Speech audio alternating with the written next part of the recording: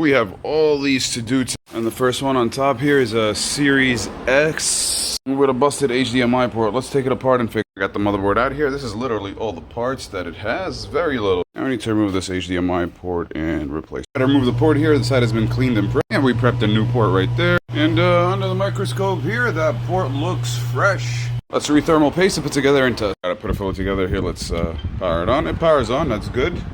Let's see what the tester has to say. Gotta give it a few. There you go. It just turned on, and we have 720p. We got it. Let's do another one. Let's take that. All right, the next one here is a PS5. I can automatically tell this is gonna be a funny one. Something is loose inside. Oh, haha! It's a penny right there. Well, well, well. All right, I plugged it up here. Let's try to test it. It turns on. That's a good sign.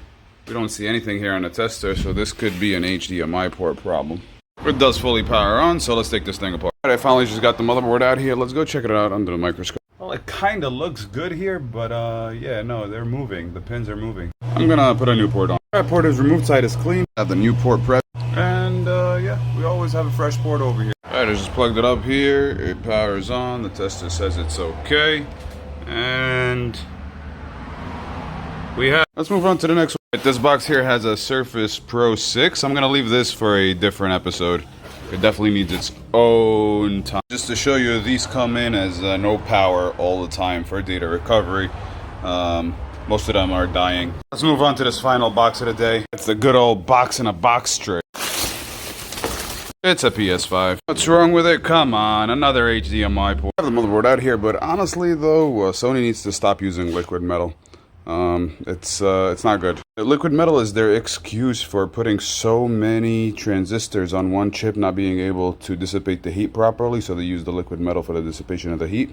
However, they could have redesigned the APU. I think it's a APU issue. And I just finished installing this port here. And once again, our HDMI ports are 99.9% repeatable with this same quality. Let's go put it together and test. Yes, earlier we fixed this switch that was not powering on and it's charging now. Replace the Pi 3 USB chip on it. So gotta put that quality seal right. And let's test it.